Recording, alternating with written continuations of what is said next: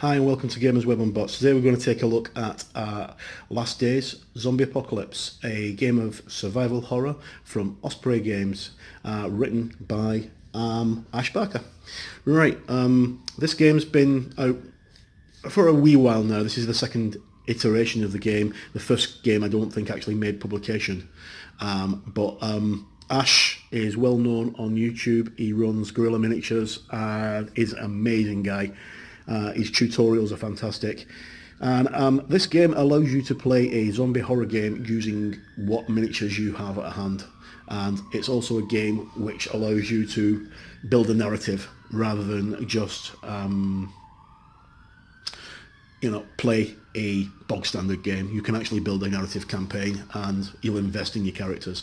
Okay, so we're going to have a quick look at it, and then what we will do is we'll have a playthrough once I get my miniatures sorted. Now, as I said, this game doesn't use miniatures from any specific company, but as you see when we look through the book, there are images of photographs from Hassle Free and Pandemic and lots of other different companies that do zombie games and things like that, and zombie miniatures.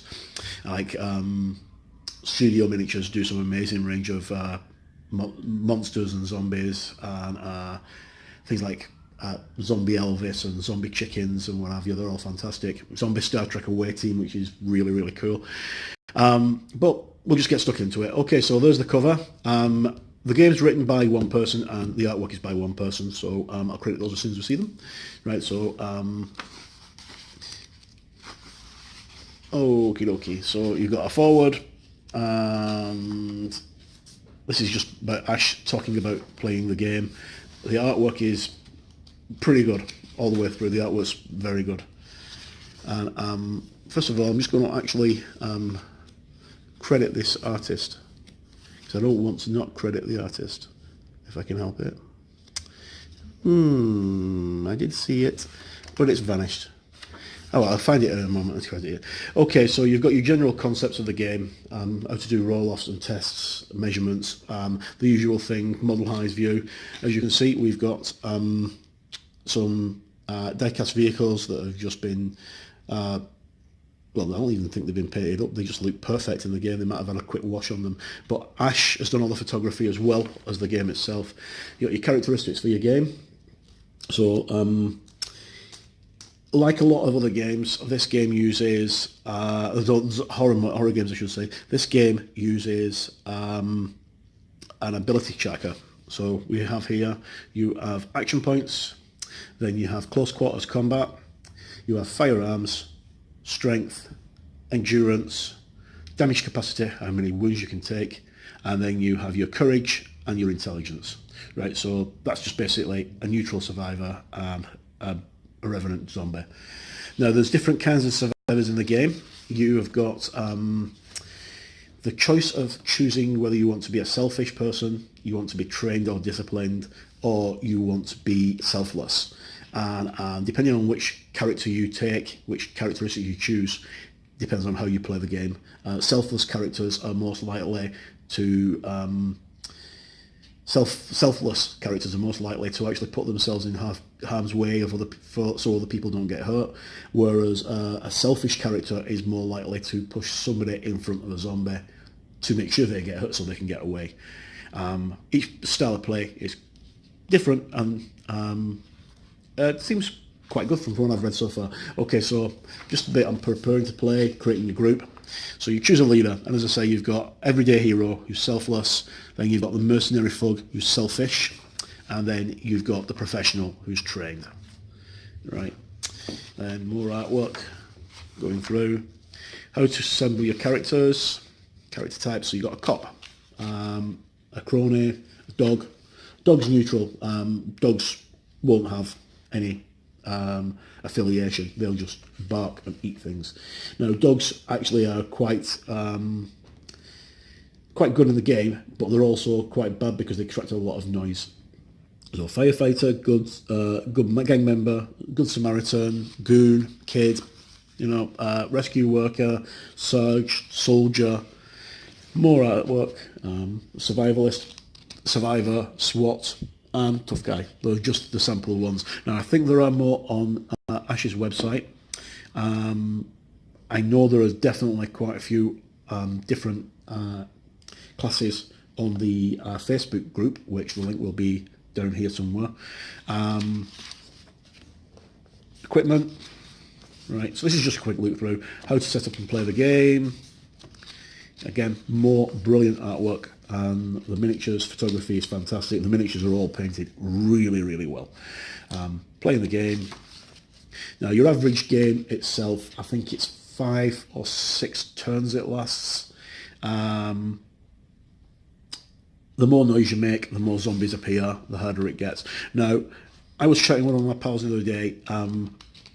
Instead of using zombies, you could always change it for another threat, because the actual object of the game is you're going out and you're trying to survive in a world that's gone mad and zombies have overrun everything.